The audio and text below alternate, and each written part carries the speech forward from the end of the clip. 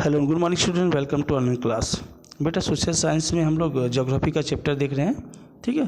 2.1.1 and India and introduction के base में। तो यहाँ पे आगे हम लोग देखेंगे गोइंग आउट टू फार्म, ठीक है, खेत बनाने निकले। इसको थोड़ा सा मैं क्लोज कर देता हूँ। ये आप अपने पास बुक रख लीजिए। Okay, so let's start. It is December and the cold is severe. There is a very little rain during this month. तो दिसंबर का महीना है, कड़ाके की ठंड पड़ रही है, ठीक है। दिसंबर के महीने हैं, कड़ाके की ठंड पड़ रही है और बारिश भी जो होती है बहुत कम होती है। So water is square in the winter, ठीक है। ठंड के महीनों में यहाँ पर पानी की समस्या पैदा हो जाती है। The rain water drain out the swiftly down the steep slopes, leaving the upper regions facing at the water the shortage. Potable water is the fetched from distant books flowing in the deep valley. तो बरसात का पानी तेज़ ढलानों से बह जाता है, जिसके कारण ऊपरी भागों से पानी की कमी हो जाती है और पीने के पानी की गहरी समस्या जो होती है बनी रहती है। अर्थात पीने के पानी की गहरी घाटी में उतरकर वहाँ बहने वाले स्रोतों से लाना पड़ता है, ठीक है। पीने के पानी की समस्या बढ़ जाती है।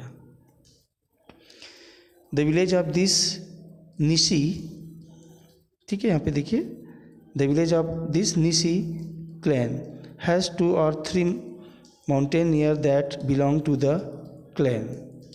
तो यहाँ पे देखिए आगे बोला गया कि मिजो कुनबे की एक गांव है जहाँ एक पहाड़ी और आसपास की 2-3 पहाड़ियाँ इस कुनबे की पहाड़ियाँ हैं, ठीक है। क्लैन मतलब होता है कुनबी, या जिनको हम लोग बोलते हैं वहाँ पे कोना के बीच में लगा हुआ या बसा हुआ शहर। They on the forest edge well the mountain slopes are their farms. Another clan cannot farm the land which belongs to the village clan. Since it is owned by the clan, no individual can claim ownership of any piece of land.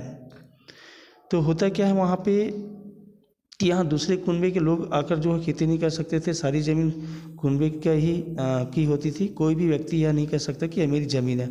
तो कुनबा मतलब एक group है, ठीक है, एक समूह, एक जनजाति है। उस समूह को, इस ग्रुप को जो है वहाँ पे कुनबे भी कहा गया है। Every year in December the villagers choose a part of their land on the mountain to farm. हर साल दिसंबर के महीने में इस बस्ती के लोग इन पहाड़ियों पर किसी एक जगह खेत बनाते हैं। So what happens to the land they farmed the previous years? It is left fallow for the 7 or 8 years so the forest can regenerate. Bamboo, shrub and other trees began to the sprout. It may again he farmed after the gap of 7 या 8 years. तो यहाँ पे पिछले वर्ष जहाँ खेती की जाती है उस ज़मीन को वो लोग क्या कहते होंगे, उस ज़मीन को परती छोड़ देते हैं, ठीक है, परती कहते हैं, ताकि उस पर जंगल उग आए। उस ज़मीन पर 7 या 8 साल कोई खेती नहीं होगी। वहाँ बांस और झाड़ियाँ और दूसरे पेड़ उग जाएंगे और 7 या 8 साल बाद शायद वहाँ फिर से खेती होगी। मतलब जिसको हम लोग बोलते हैं हम लोग झूम फार्मिंग, झूम कृषि जिसको कहा जाता है।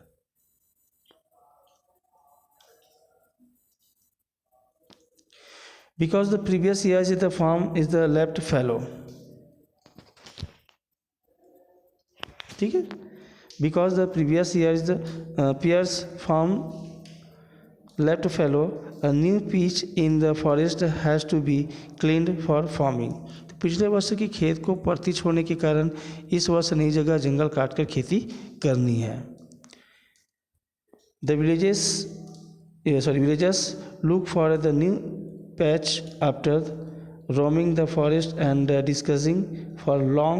They decide to farm on the southern slope of the nearby mountain this year. तो काफ़ी देर तक जंगल में घूमने और आपसी बातचीत के बाद तय हुआ कि पास की पहाड़ी से दक्षिण ढलान पर इस वर्ष खेती होगी।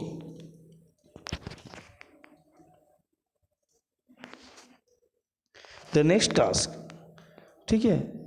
अब अगले दिन का जो कार्य जो है वो taken up the following day is to clean the forest patch. This is hard work. The men fell the trees and prepare plot for each household. In this way, plot are prepared for everyone in stage. तो अगले दिन से जंगल काटने का काम शुरू हो जाता है। यह बहुत कठिन और मेहनत का काम होता है। हर परिवार के खेत तैयार करने के लिए पूरी बस्ती के पुरुष इकट्ठा होते हैं और साथ ही जाकर पेड़ काटते हैं। इस तरह बड़े बारी बारी से जो है सबके खेत जो है वो तैयार हो जाते हैं। No outside labour is hired to do the job anyway there is no labour available in the regions.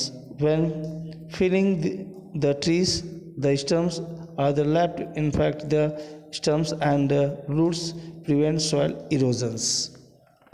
तो किसी भी परिवार को मजदूर लगाकर काम करवाने की जरूरत नहीं पड़ती। फिर इस प्रदेश से मजदूरी करने वाले भी नहीं है। पेड़ काटते समय उनके निचले हिस्सों को छोड़ दिया जाता है और पेड़ों के ठूंठ और जड़ें मिट्टी को काटकर बहने से बचाता है।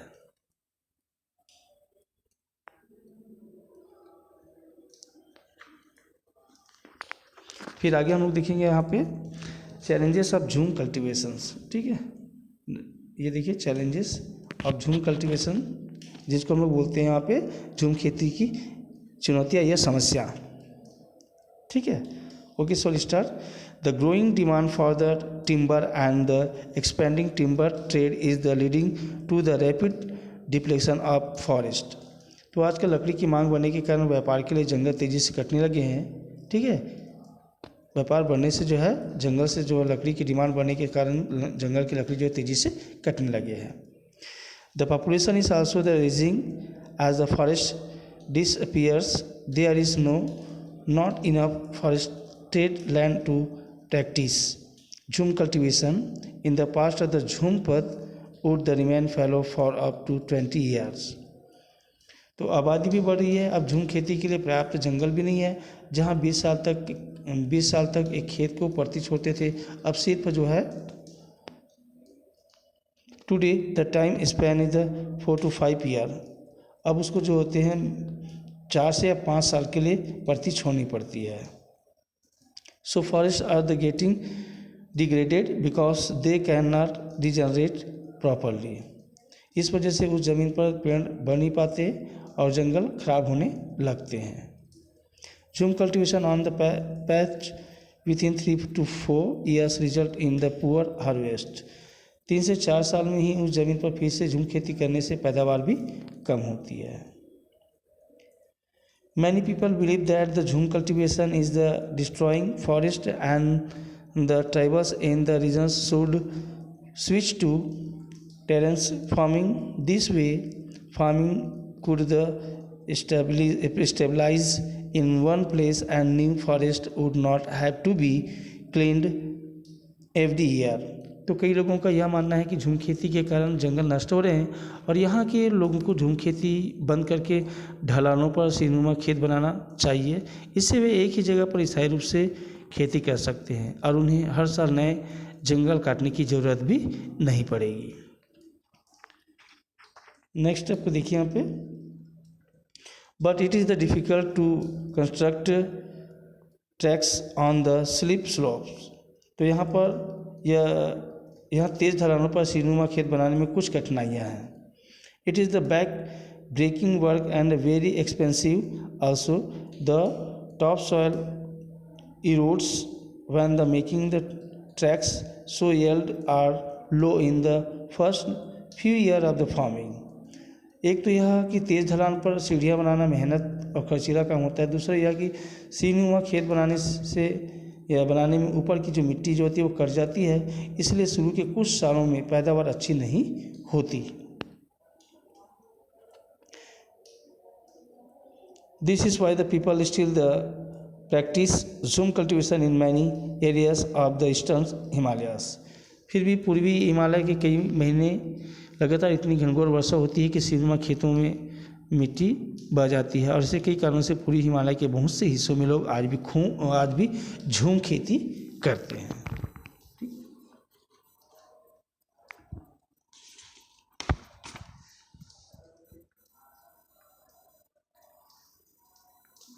फिर आगे यहाँ पे देखेंगे हम लोग tribal of development in the north east.